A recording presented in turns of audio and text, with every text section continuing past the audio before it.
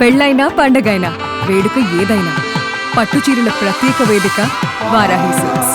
ఆంధ్రప్రదేశ్ ప్రభుత్వం జల రవాణా అభివృద్ధికి సంబంధించి ఒక కీలకమైన ఒప్పందాన్ని కేంద్ర ప్రభుత్వంతో చేసుకుంది. కేంద్ర ప్రభుత్వానికి సంబంధించినటువంటి సంస్థ ఇన్లాండ్ వాటర్వేస్ అథారిటీ ఆఫ్ ఇండియాతో ఆంధ్రప్రదేశ్ ప్రభుత్వ ప్రతినిధులు ముంబైలో జరుగుతున్నటువంటి మ్యారిటైమ్ వీక్లో భాగంగా ఈ ఒప్పందాన్ని చేసుకున్నారు. దీని వలన 150 కోట్ల రూపాయల పెట్టుబడులు ఓన్లీ ఇన్లాండ్ వాటర్వేస్ డెవలప్మెంట్ కోసం కేంద్ర ప్రభుత్వం ఆంధ్రప్రదేశ్లో పెట్టబోతుంది. అసలు ఏంటి కదా, దీన్ని ఒకసారి విశ్లేషించే ప్రయత్నం చేద్దాం. ఇది ముంబైలో ఇండియా మ్యారిటైమ్ వీక్ 2025 అనేటువంటి ఒక ఈవెంట్ జరుగుతుంది. అందులో ఆంధ్రప్రదేశ్ కేంద్ర ప్రభుత్వ విభాగాలతో జరిగినటువంటి చర్చల సారాంశం ఫలితంగా ఒక అగ్రిమెంట్ జరిగింది. ఇన్లాండ్ వాటర్వేస్ డెవలప్మెంట్ పైన పెద్ద ఎత్తున దృష్టి పెట్టాలని చెప్పని కేంద్రం భావిస్తుంది. దానిలో ఇన్వెస్ట్మెంట్స్ అంటే ప్రైవేటు పెట్టుబడులు కావచ్చు, ప్రభుత్వ రంగ పెట్టుబడులు కావచ్చు, ఈ రెండింటిని ప్రోత్సహించడం, ముఖ్యంగా గ్రావిటీ ద్వారా రవాణా వ్యవస్థను బలోపేతం చేస్తే చీపర్ కాస్ట్ అంటే అతి చౌకైనటువంటి ధరలతో రవాణా వ్యవస్థలను బలోపేతం చేయొచ్చని కేంద్రం భావిస్తుంది. ఇందులో భాగంగానే నేషనల్ వాటర్వేస్ని ముఖ్యంగా డెవలప్ చేయాలనేటువంటి నిర్ణయానికి వచ్చింది. దానికోసం ప్రత్యేకంగా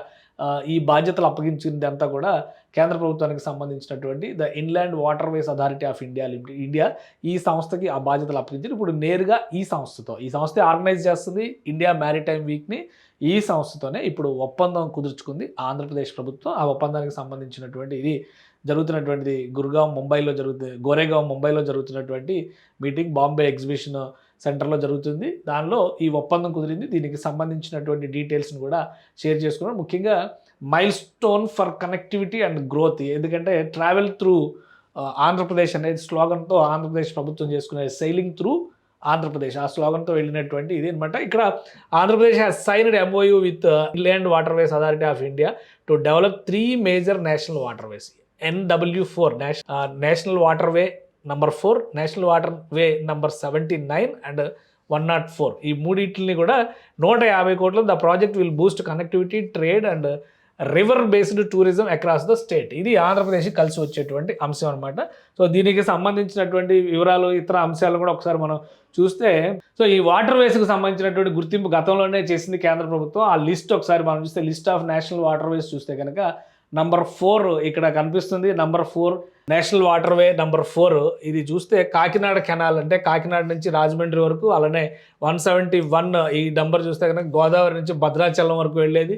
139 చూస్తే ఏలూరు కెనాల్. ఇవన్నీ కూడా ఈ నేషనల్ వాటర్వే 4లో వచ్చే భాగంగా ఇవన్నీ డెవలప్ చేస్తారనమాట. కృష్ణా రివర్ వజీరాబాద్ టు విజయవాడ, అలానే కమ్మమూరు కెనాల్ విజయవాడ నుంచి పెదగంజాం వరకు, ఇవన్నీ కూడా బకింగ్హామ్ కెనాల్. ఇది కంప్లీట్గా ప్లాన్ ఎలా ఉందంటే కాకినాడ దగ్గర నుంచి పాండిచ్చేరి వరకు డెవలప్ చేసేటువంటి అవకాశం ఉన్న మార్గం అనమాట. ఇది నేషనల్ వాటర్వే 4కి సంబంధించి ఇంటర్ కనెక్టివిటీ రూట్స్ అనమాట. సో వీటన్నిటిని కూడా గతంలో గుర్తించారు. దీనివల్ల ప్రయోజనం పొందే రాష్ట్రాలు కూడా చూడండి: ఆంధ్రప్రదేశ్, తెలంగాణ, ఛత్తీస్గఢ్, కర్ణాటక, తమిళనాడు, పాండిచ్చేరి అండ్ మహారాష్ట్ర. సో ఇన్ని రాష్ట్రాలకు ప్రయోజనవంతం అయ్యేలాగా ఈ నేషనల్ వాటర్వే నంబర్ 4ని డిజైన్ చేశారనమాట. ఇప్పుడు ఫైనల్గా ఈ అగ్రిమెంట్ అయినటువంటి నేపథ్యంలో కేంద్ర ప్రభుత్వ సహకారంతో పెద్ద ఎత్తున వాటర్వేస్ని డెవలప్ చేసే దిశగా రాష్ట్ర ప్రభుత్వం అడుగులు వేసేటువంటి అవకాశం ఉంది.